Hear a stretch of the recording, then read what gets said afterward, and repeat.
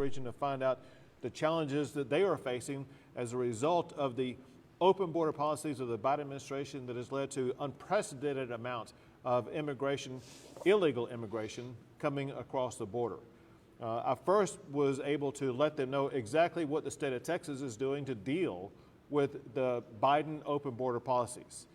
We are now deploying more than 7,500 patrol officers, whether it be DPS or National Guard members, to the border, where we are providing more manpower than ever before to secure our borders, and especially getting ready for the caravans that may be coming toward our border. They are laying down razor wire to prevent people from coming across the border. They are putting down these massive containers that you see on container ships or 18-wheelers to create a blockade, stopping people from coming across the border. They're using every tool and strategy they possibly can to ensure that Texas is not going to be a crossing place for those coming across the border. If, however, people do cross the border into the state of Texas, they need to understand they're going to be dealing with the criminal justice system.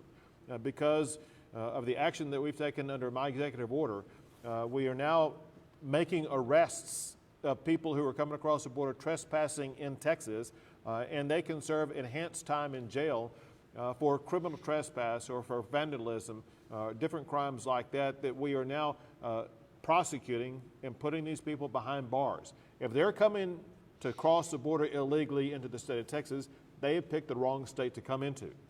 While at the same time we're doing all of that, we're also beginning the process of building the border wall. The funding is there, all the paperwork has been completed, and we expect construction to begin very soon, and we expect some of the border wall to be up before the end of this calendar year, meaning within 2 months time period, and they will continue to work very aggressively to complete that border wall. We also have made it easier for prosecutors to both arrest and prosecute the crime of smuggling. Smuggling is an enormous problem of people, of drugs, of contraband, all kinds of things. And we want to put these people behind bars, and we've given prosecutors the tools they need to crack down on smugglers. I signed 9 laws to crack down on the heinous crime of human trafficking, and we created a new law in the state of Texas that makes it a felony for anybody to either manufacture or to distribute the deadly drug of fentanyl in the state of Texas. In talking to the sheriffs around the table, one issue that all of them raised, all of them were in agreement with, and that is they are seeing an increase in drug-related crime. It could be an increase in fentanyl, which is that deadly drug. It could be methamphetamine. It could be cocaine or heroin. All of them are seeing it, and it's a consequence of the Biden open border policies that allows so many people across our border who are bringing these dangerous and deadly drugs into our state. What we are doing as a state is working on ways to provide these law enforcement officers with the tools and strategies they need to be able to combat any type of crime they're facing as a result of people coming across the border illegally. Now I'm going to turn it over to Director Steve McCraw, the Director of the Texas Department of Public Safety. Well, Governor, I want to echo what the sheriff said not long ago, and chiefs of police, is thank you for your leadership and protecting Texans and to supporting law enforcement. It means a lot, and thank you very much. Clearly, this is unprecedented times we've talked about. We've never seen the types of numbers that we're seeing today.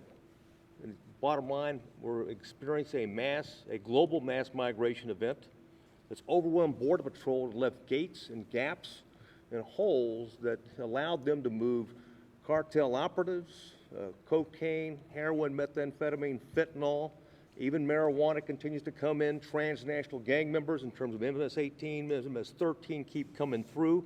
And they're also pushing through. These individuals have been previously convicted and deported of felony crimes, and deported to other countries and come back. We're catching them coming back into the United States. All those things are together constitute the most significant public safety threat that we're seeing in our cities and communities, as the chiefs and sheriffs have talked about, and certainly Homeland Security as well. And finally, we're in a position, and we're thankful for our federal partners. They do a great job, but they have not received the support they need to be proactive.